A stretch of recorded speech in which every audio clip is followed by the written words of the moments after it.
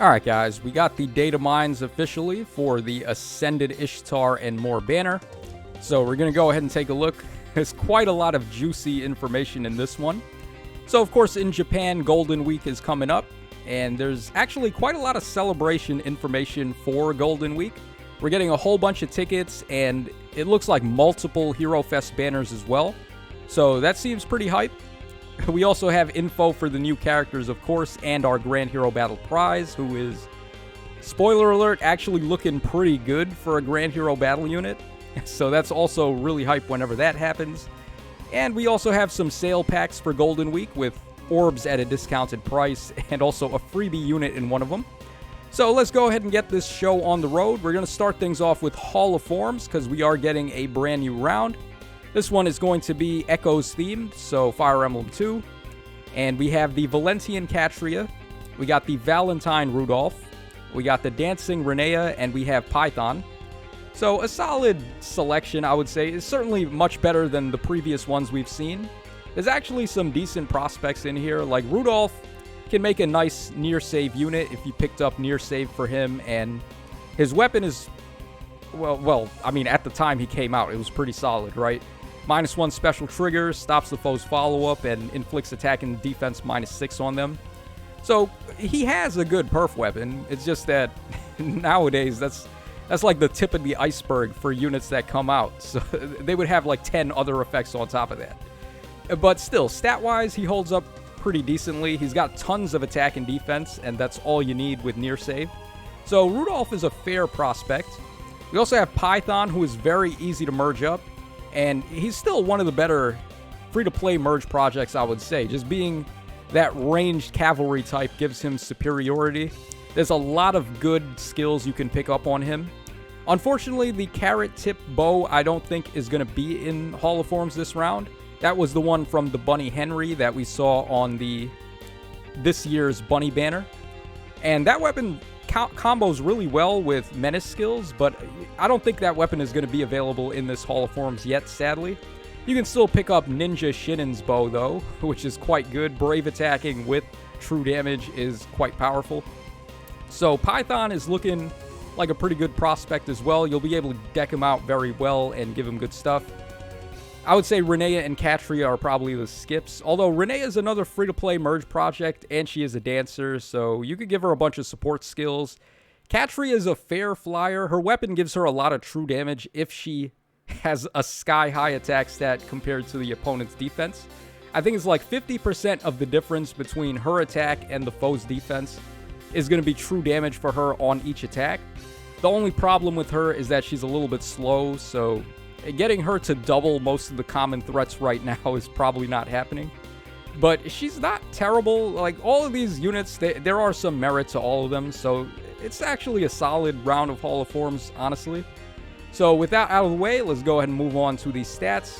Now, normally I like to look at Mr. Gengar's infographic here, where we got all the units laid out nicely. Got the stats right there. But last time I did it a little bit differently, where we looked at the stats and we looked at also the artworks at the same time. So I think we're going to do that again this time. So we're going to start off with this guy here, Skatosh, as I called him yesterday in the trailer. That is not how you say that name at all. I think it's Skaha or Skahak or something. It's like, if you want to talk about unpronounceable names, this guy is at the top of the list easily. I have no idea. Like, his name is just letters. It's just letters in a jigsaw puzzle, basically, to me. But at least his artwork seems fair. I like his sword, too. His sword looks pretty good. It's like the classic hero sword that we've seen in Fire Emblem games, where they got this really giant blade and they got the sheath right on the back.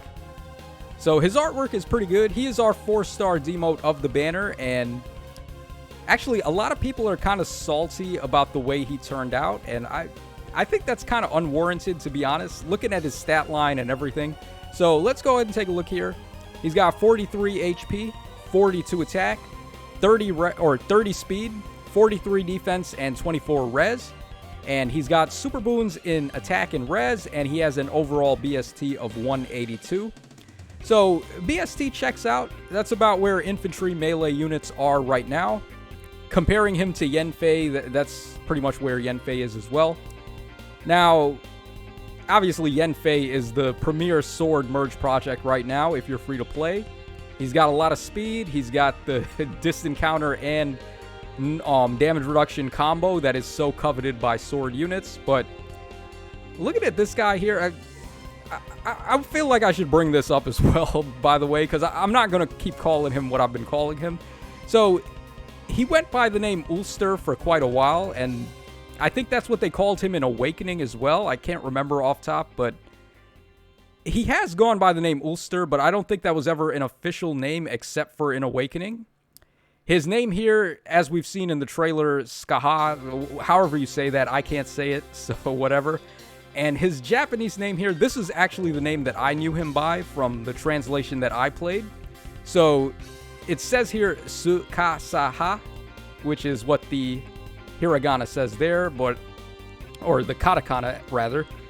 But like, it doesn't roll off the tongue. If you try to say this, you have to like slow everything down and say it very specifically.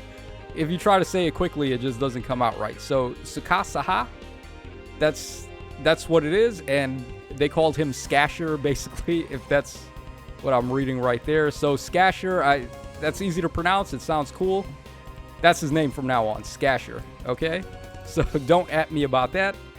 Now, Skasher, his attack is quite good. He has a super boon in attack, so if this guy reminds me of any unit, it's definitely going to be like Basilio and Baltus more so, and him being a sword unit demote is quite good, because we don't really have a sword unit free-to-play that does anything like this. So he's got a lot of attack, he's got a lot of defense, his speed is kind of middling, and then his res is just, like, not good enough. He has a super boon in res, though, so you could give it to him, I guess. But I would totally prioritize attack and defense for him, and just build him how you would build Baltus and Basilio pretty much. And he should do just fine. I don't really think you have too much to worry about with this guy. The one major issue, though, that people are really upset about is that he doesn't have an Astra skill. They gave him base Astra, but they didn't give him, like, Regnal Astra or Imperial Astra or any of that stuff. I think that would have been fine if he had it, but, like, you look at his base speed at 30, there's no way he would have been able to really pull that off too well. Maybe they could have given him a defense-based Astra skill that scales off of defense instead, or maybe even attack. I don't know, like, how they would have did it, but it would have been really awesome, honestly, if he had a unique Astra skill as a 4-star demote, but he doesn't, and I don't really think it's that big of a deal to cry about, because I still think he's a fairly competent merge project with all things considered. All right, let's go ahead and move on to Arthur up next. So here is Arthur's artwork. Everyone is just going nuts because there's like 3 characters in the game named Arthur already. So you have this Arthur. We have Arthur from Fire Emblem Sacred Stones, and then we have Arthur from Fire Emblem Fates. So there's like 3 Arthurs in the game. I don't know which one is your favorite, but this guy's pretty cool. All right, his artwork also quite good, as we saw there. I really like his special attack one with the nice little wind effect there. All right, so his stats are going to be 40 HP, 42 attack, 41 speed, 30 defense, and 18 res. So he's certainly breaking the mold a bit for a mage unit having low res but good defense. Got a 171 BST, which is typical for infantry mages.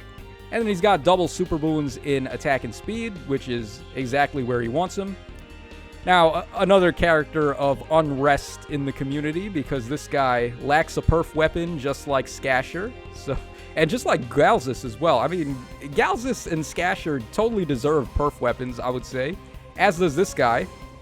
But Insys just hates men, apparently. They just shaft all the male units. Can't explain why. Well, I mean, I can't explain why, but it's just like, what's the reason? Is there a reason to shaft these characters for no reason? Like, it's not like giving them inheritable weapons is going to hurt anybody. Just give them a perf weapon. I'm sure more people would be willing to spend money. If, let's say Arthur is your favorite character and you've been waiting on him forever, and here he finally comes and he doesn't even have his own weapon, isn't that going to feel bad if you're a fan of him?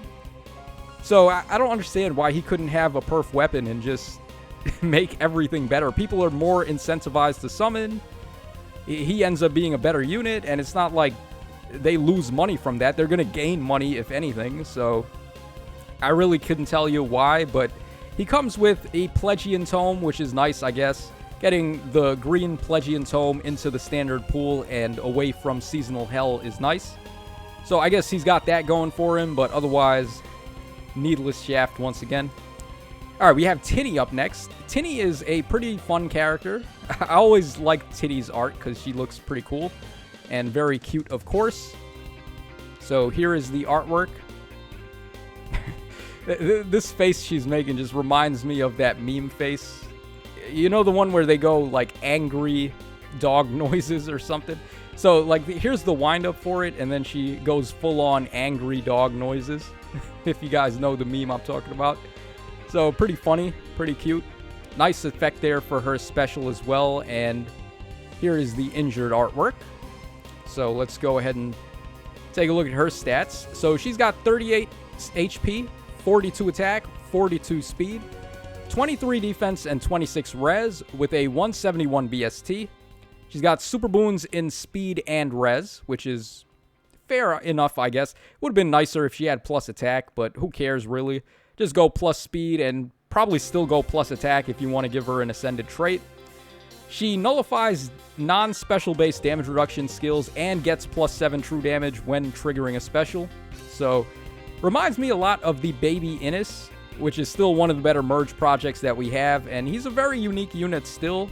Up until this point, we didn't have another unit that did the same thing that he did. So, Titty, I think she's going to make herself quite useful for players that summon her and players that like her. Definitely a solid mage and definitely a worthwhile summon, I would say, if you go for her, but probably best to just wait a little bit on this banner and see what else is coming up. All right, and the Woman of the Hour, we have Ishtar up next. So, Ascended Ishtar with her two little stuffed animals there. I think more so, I like the flowers in her hair. Kind of gives her more of a softer and gentle touch. All right, then her attack animation, of course, looking very good. This one looks awesome. The effect on that special attack is really cool. All right, and then we have the injured artwork. So we'll stick with this one. Actually, a lot of people are kind of upset, too, about this artwork. Because they said they kind of set a precedent unwittingly with the previous Ascended heroes. So remember how we had Joshua and his outfit was so unique and so different? Then we had Idun, who was also in the same boat. I would say her artwork was pretty unique, even though we caught a glimpse of it kind of in the epilogue to Fire Emblem 6. That was a really unique thing to see from Idun, having played Fire Emblem 6 and getting to see it full on with the colors and everything. And then even Marita, too. I would say Marita got a really nice glow up as well with her Ascended outfit. Marita looks pretty good, but then Ishtar here, she just looks like Ascended Ishtar, or base Ishtar and the Resplendent Ishtar had a baby, basically. It's like the best of both worlds, kind of. So, a little bit boring, a little bit bland in terms of creativity, but I think the actual artwork is quite good. So, she's got 40 HP, 41 attack, 43 speed, 17 defense, and 31 res, giving her a 172 BST. And then she's got a super boon in attack to go with it. This is really weird, by the way. She's an Ascended hero, and she doesn't have double super boons in anything. Even if they didn't want to give it to her in speed, they could have given it to her in res or HP or something. I don't know why, because, like, the cool thing about the Ascended heroes is that they get the Ascended trait for free. You don't have to use a broccoli floret to do it. So, like, there's absolutely zero reason not to give her 2 super boons. But they were like, okay, Ishtar, you only get plus attacks. So, I don't know. Your guess is as good as mine, guys. Okay, now, this is where we start getting to the good stuff. So, our Grand Hero battle character is Hilda. This is actually Ishtar's mom, if I'm not mistaken. And she really, really hates Titty and Tailtew and all those other, like, children from Ishtar's bloodline. I have no idea why. She's just a mean bitch, apparently. But goddamn, her artwork is quite good.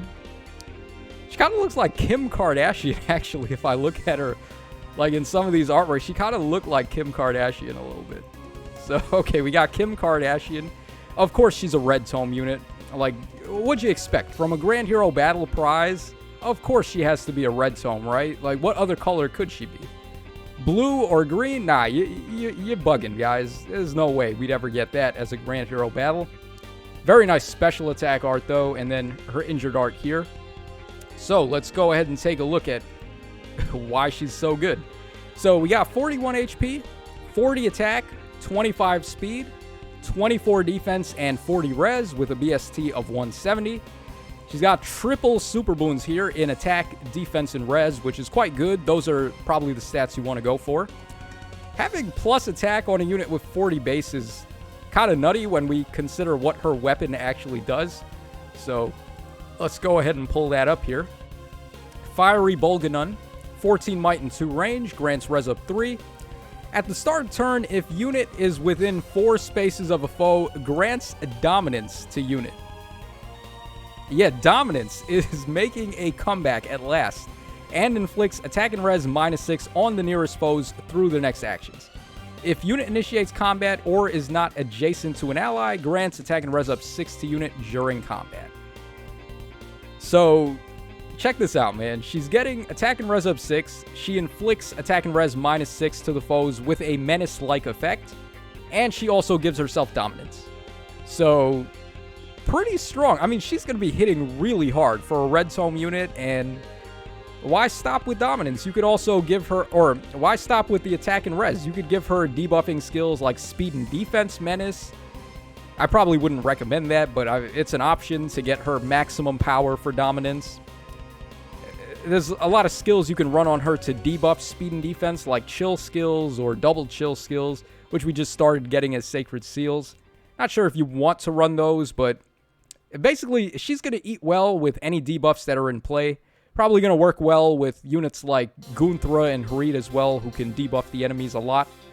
So, a very worthwhile Grand Hero Battle red tome unit for once in their life. They did it justice. So I'm pretty happy about that. Okay, her skills, she has Glacies at 4-star. She's got Attack and Res Ideal 3 at 5-star. Nice little pickup skill for the level 4 version. And then we got Rouse Attack and Res 3 at 4-star, which you can use to pick up the level 4 variant a little bit easier. I think this is our first copy of this skill at 4-star, so that's nice. I guess that's fair enough. All right, then we have for Skasher, he's got Attack and Defense Ideal 3 at 5-star. And he's got Odd Defense Wave at 3-star. So, pretty good stuff that I'm seeing from her. Skasher skills, no one really cares too much. You're either going to use this guy or not. It's up to you. But Attack and Defense Ideal 3 is probably going to make those male Bylets you summoned on the Hero Rises banner a little bit more worthwhile. So you can get his ace skill at level 4 and then pick up Attack and Res Lull at the same time. So that's where his worth lies. And then the final thing we have to cover is the Golden Week Orb packs. So this first pack, we get in 12 orbs for $3.99 or $4 US.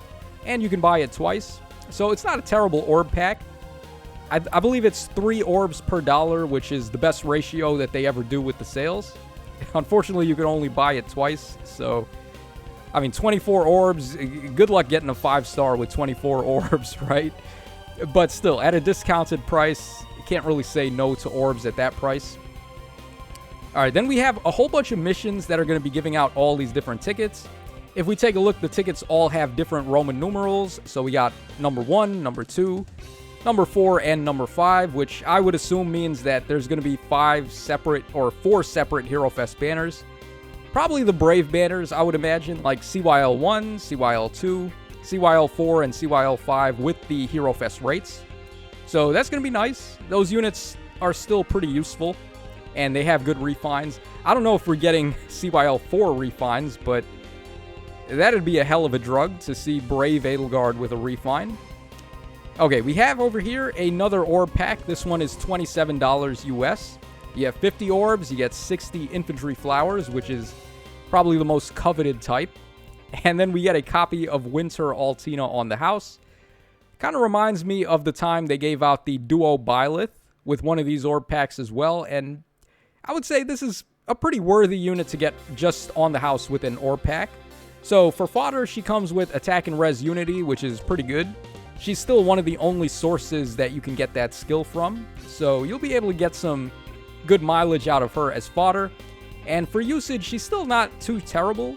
Her duo skill or harmonized skill gives her advantage and allows her to go to town sweeping the foes. She's got twin blades, which is a really good special.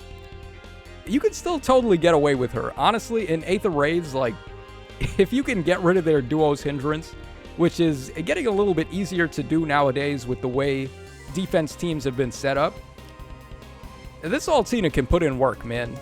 If you catch somebody slipping, then this Altina is still a force to be reckoned with, for sure. So she's a good unit to use, and she's certainly a good unit to go for fodder. She also is a harmonic hero, so you could score a little better in resonant battles with her. Not a bad orb pack by any means.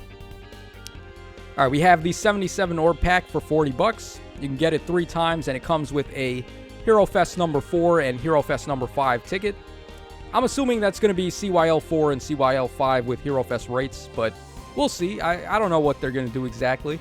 There's probably going to be another Hero Fest banner too with like all new units as well. So that's probably the banner you want to save orbs for, I would say. No telling what it's going to be yet, but that would just be my guess. And then here are some more missions with more orbs that were, or more tickets that we're going to be getting for each banner. So all very good stuff. Very substantial data mine. Very interesting. We got Hall of Forms. We got a very sick Grand Hero battle option. I'm pretty impressed, honestly, overall. Let me know in the comment section down below what you guys think about all this stuff. Let me know if you're disappointed in Skasher and Arthur, by the way, but all things considered, at least Skasher, I think, will find a niche for himself with the high defense and high attack. We don't really have that for a Merge Project sword unit. And Arthur, kind of a rip. He didn't get a perf weapon. He would have definitely benefited from one. But that's all for now. This is your boy Tacho signing out. Hope you guys enjoyed the coverage, and I will catch y'all again on the flip side.